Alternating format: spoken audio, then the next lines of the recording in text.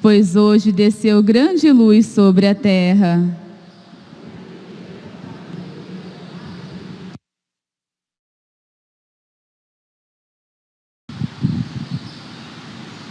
O Senhor esteja convosco. Proclamação do Evangelho de Jesus Cristo segundo Lucas. Naquele tempo, havia também uma profetisa chamada Ana, filha de Fanuel, da tribo de Aser. Era de idade muito avançada e quando jovem tinha sido casada e vivera 7 anos com o marido. Depois ficara viúva e agora já estava com 84 anos. Não saía do templo, dia e noite servindo a Deus em jejuns e orações. Ana chegou nesse momento e pôs-se a louvar a Deus e a falar do menino e todos os que esperavam a libertação de Jerusalém. Depois de cumprirem tudo conforme a lei do Senhor, voltaram a Galiléia para Nazaré, sua cidade. O menino crescia e tornava-se forte, cheio de sabedoria, e a graça de Deus estava com ele. Palavra da salvação.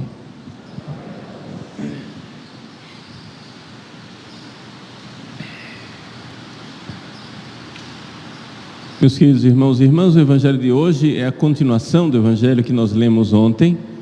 Para nos localizarmos no tempo, nós estamos a 40 dias do Natal. Ou seja, o episódio do Evangelho, essa parte do Evangelho, essa narrativa do Evangelho, ela acontece no dia 2 de fevereiro, que é 40 dias depois do Natal. Aqui, Jesus é levado para Jerusalém para ser apresentado no templo, porque o primogênito era consagrado a Deus, exatamente porque Deus tinha salvado todos os primogênitos dos israelitas diante da morte que tinha sido imposta aos primogênitos dos egípcios, quando o povo de Israel estava como escravo no Egito. Deus foi enviando as pragas, os castigos, para que os egípcios e o faraó se convertessem, mas o coração do faraó se endurecia cada vez mais. E assim, finalmente, com a última praga, que dobrou, enfim, o faraó, a praga da morte dos primogênitos.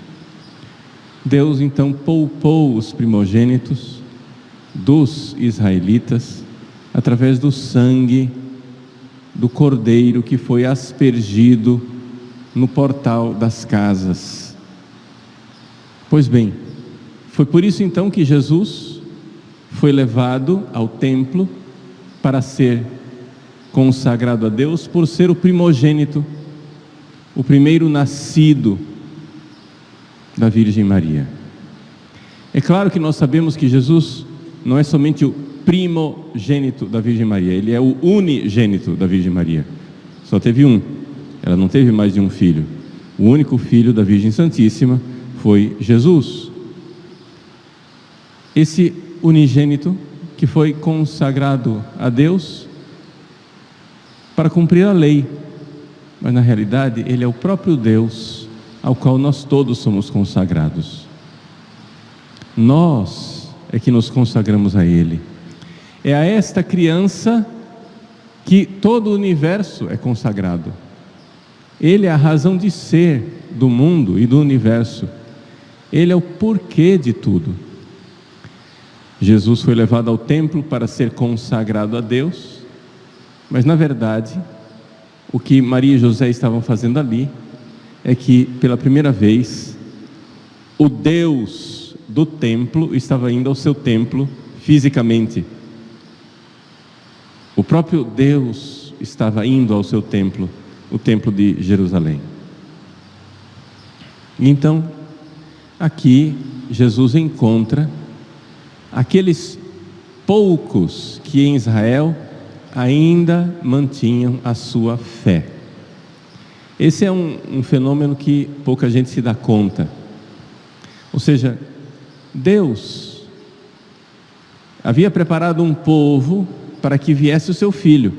Desde que Deus pediu que Abraão saísse da sua terra, depois Abraão, Isaque, Jacó, desde que Deus pediu que Moisés tirasse o seu povo do Egito, Josué, Davi, Salomão, etc. Durante todo esse tempo, quando o povo foi para o exílio, toda a história de Israel era o povo sendo preparado para a vinda de Jesus.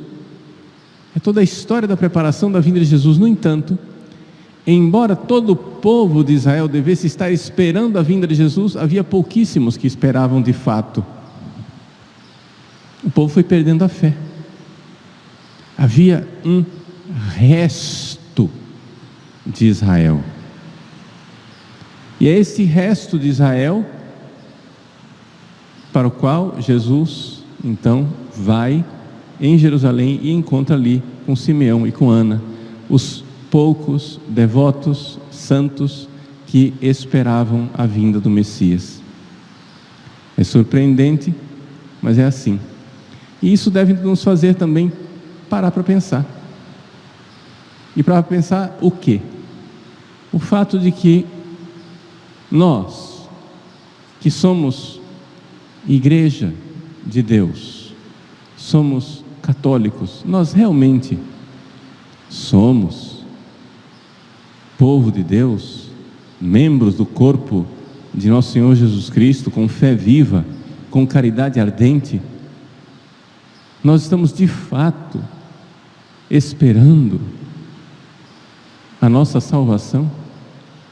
Ou será que nós somos como aqueles judeus que faziam seu culto no templo, ofereciam sacrifícios, mas tinham uma fé morta?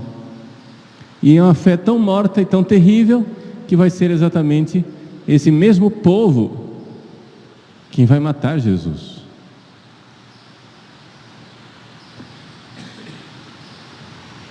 Não há dúvida nenhuma de que Jesus foi morto pelos romanos, mas foi morto pelos romanos porque os judeus, o seu povo eleito, quis matá-lo.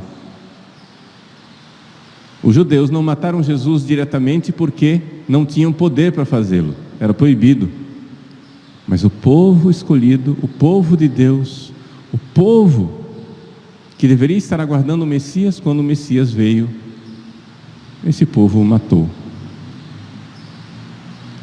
Então não é de admirar que exista hoje, no meio de nós também, católicos, gente que está com uma fé morta ou semi-morta,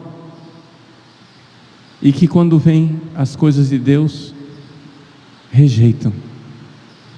Então vamos nós fazer o nosso exame de consciência e vamos ver se nós somos desse resto de Israel, se nós somos como Ana, profetisa, que serve a Deus dia e noite, com prontidão, com devoção, se estamos prontos para receber a Deus em nossas vidas e para fazer tudo aquilo que Ele nos pede.